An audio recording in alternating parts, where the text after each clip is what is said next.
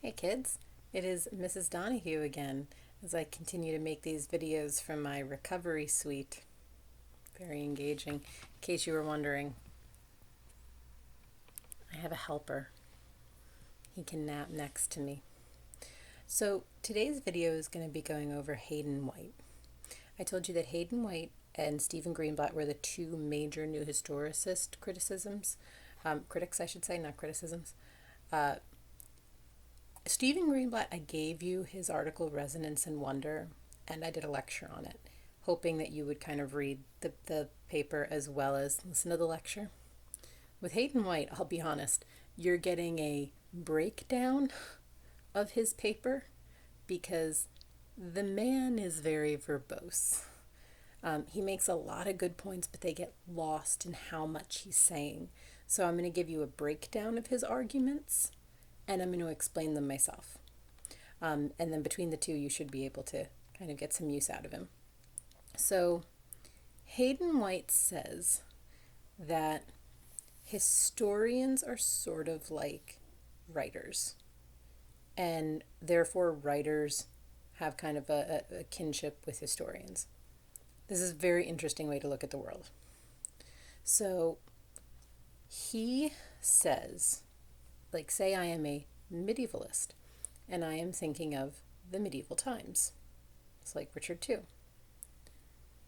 I can't really know the actual way things happen. So what I do is I sort of make the story in my head. And that's what I base my research off of, right? The story I make in my head, and then I try to research to see if it's true. That in many ways, historians don't realize that they are prone to the pitfalls of storytelling. So in a previous video, I mentioned to you that Shakespeare made an English king a hunchback for the sake of his play, and that many historians have fallen into sort of believing that this guy's a hunchback. There's been more than one History Channel special going through to see if this guy truly was a hunchback, because in their heads that story's true now. Sort of like if you watch History Channel, they actually do a bunch of things that kind of are very Hayden White in style, with how they approach history. If you have it in your head that, say, Jack the Ripper was the Queen's son, eldest son Albert, you're going to kind of look for the narrative threads in history that support you. But you've made it a story. You haven't made history a series of facts. Now, Hayden White doesn't say this necessarily in a bad way, but he says a lot of earlier historians are so fact obsessed. And he says, in reality, though, they're not. They say they are, but they're not. They're not, because they make up stories. They make up stories about the Romans and the Greeks and all these different major figures. And because they make the stories up, he's sleeping. Because they make the stories up, they're using this sort of historiography, he calls it, the sort of writing of history. It's not that he says that's good, bad, or ugly. It's merely sort of the strategy being used. In that way, he sees history and literature kind of very connected to one another. True history would be the fact and literature would be the fiction, but they sort of play in very similar sandboxes with one another.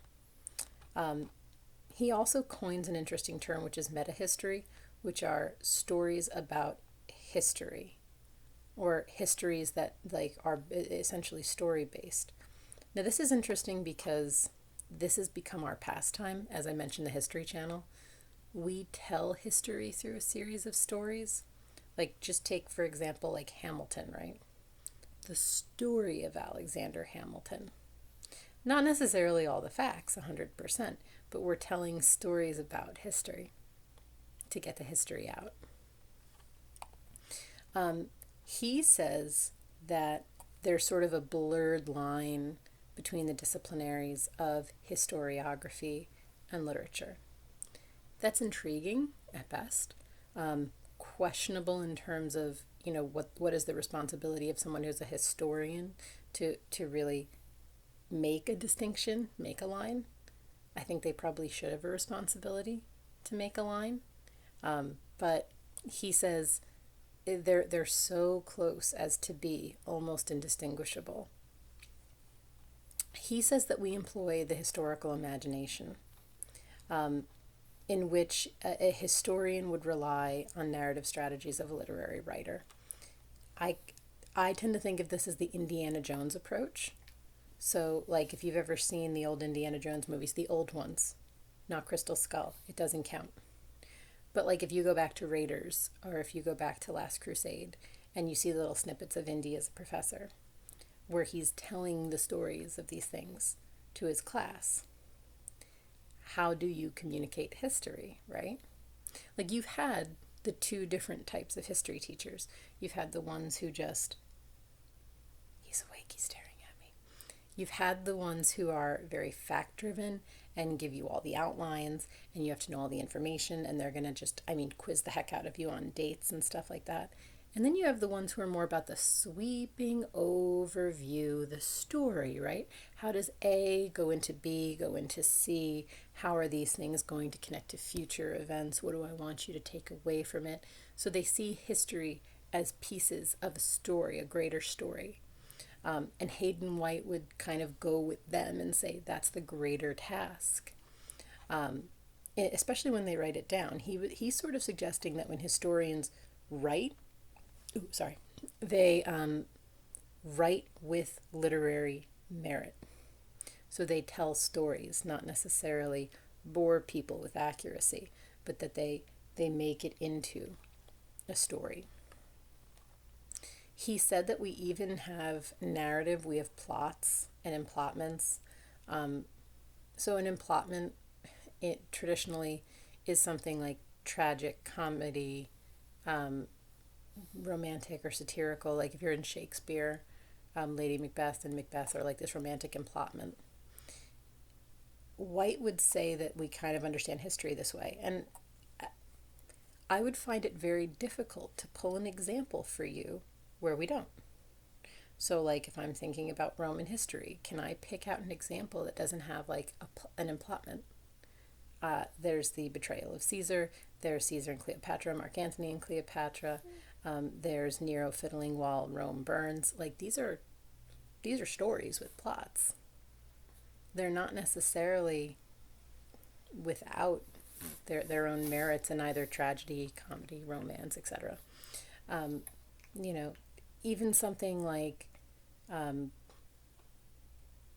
of you is going to make fun of me and fact check me, but like Vesuvius, when Vesuvius erupts and just everything is covered in ashes, still tragic, right?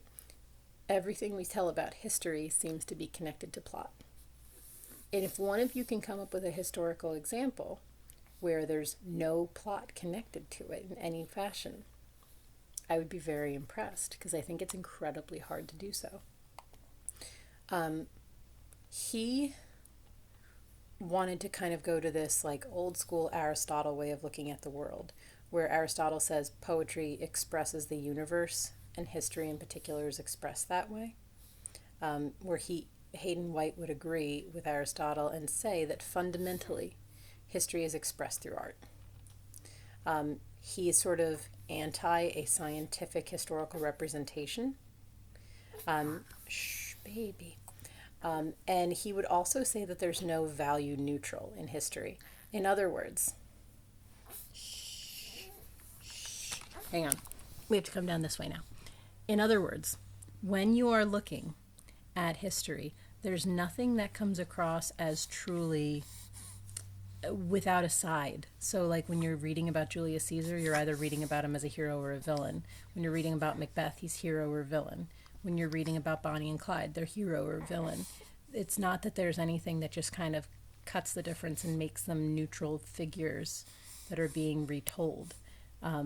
So you have to keep that in mind. Hayden White says it's not really possible to do this because of the storytelling element. I like Hayden White. In many ways, I like him more than Stephen Greenblatt because Hayden White explains to me how my own brain works. I like it when someone does that. And you can very easily apply Hayden White to a lot of different things. Shh, stop it. They're going to think you're like this all the time. So when you're considering the criticisms for New Historicism, Hayden White's really communicating a state of mind and how we understand things.